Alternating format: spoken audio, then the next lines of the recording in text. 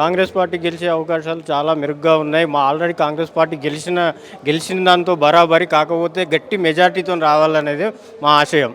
Congress party పైన కొంచెం వ్యతిరేకత ఉంది కదా, నాకు సంక్షేమ పథకాలు అమలు చేయట్లేదు అని చెప్పి, ఓన్లీ ఫ్రీ బస్ ఇచ్చింది అని చెప్పి ఒక్కొక్కటి చేసుకుంటూ వస్తాను అంతే తప్పితే ఏది చేయలేదనడానికి ఏముందో చెప్పండి. ఇదే ఎలక్షన్లు రేపు కేసీఆర్కి కానీ బీజేపీకి కానీ ఇంకా ఏ పార్టీకి అయినా కూడా ఉదాహరణ ఆదర్శం తీసుకోండి. ఇప్పుడు మేము ఎంత మెజార్టీతో గెలుస్తామో, ప్రజలు మాకు ఎంత సపోర్ట్గా ఉన్నారో.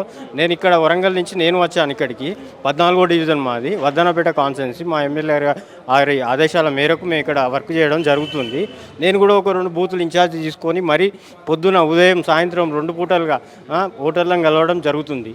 ఓటర్ల వల్ల మంచి స్పందన వస్తుంది. నవీన్ యాదవ్ గారి గురించి మాకు చెప్పని అవసరం లేదు. మేమే స్వచ్ఛందంగా వచ్చి ఓట్లు వేస్తాం. మేమే ఒక కార్యకర్తలాగా ఉన్నామని పబ్లికే అంటున్నారు కదా. అట్లాంటి రౌడీలు అనే పదం ఇంకోసారి వాడితే ఖబర్దార్ చెప్తున్నా కేసీఆర్ గారు. రౌడీయిజం ఎక్కడ చూపెట్టండి మరి. ఇప్పుడు రౌడీలు ఎవరి దగ్గర ఉన్నారో కేసీఆర్కి తెలుస్తలేదా?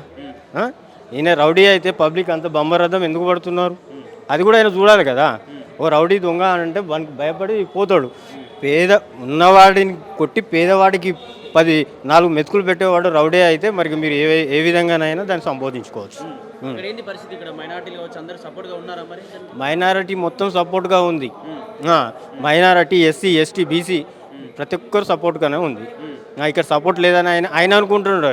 ఇకనైనా ఫామ్ హౌస్ వదిలి రాండి. ఫామ్ హౌస్లో పడుకుంటే ఇంకెన్ని రోజులు పడుకుంటారు? ప్రజలు నిన్ను ప్రతిపక్షంలో కూర్చోబెట్టిన ప్రజలకు ఏమైనా సమస్య ఉన్నదని ఫామ్ హౌస్లో కాదు చెప్పేది. అసెంబ్లీకి రాండి. అసెంబ్లీకి వచ్చి సమస్య ఏదున్నా కూడా మీరు గట్టిగా బల్లగుద్ది అడగండి. ఆ సమస్యకు పరిష్కారం చూపుతారు ఎవరైనా. నేను ఇంట్లో ఉండి 4 ప్రెస్ మీట్ పెట్టి మాట్లాడినంత మాత్రాన అయ్యేది ఏం లేదు.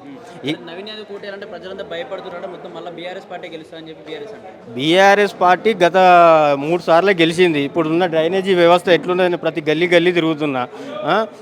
2 బూతులు నాకు ఇన్ఛార్జికి ఇచ్చింది. 2 బూతులలో కూడా నేను రోజు తిరుగుతున్నా. ఏ ఒక్క గల్లీ పోండి, ఆ గల్లీలో మీకు డ్రైనేజీ సమస్య ఎట్లున్నదో తెలుస్తుంది. ఇప్పుడు నవీన్ యాదవ్ గెలిచిన వెంటనే ఆ పనులన్నీ పూర్తి చేస్తానని స్పష్టంగా ప్రజలు హామీ ఇస్తున్నారు కదా.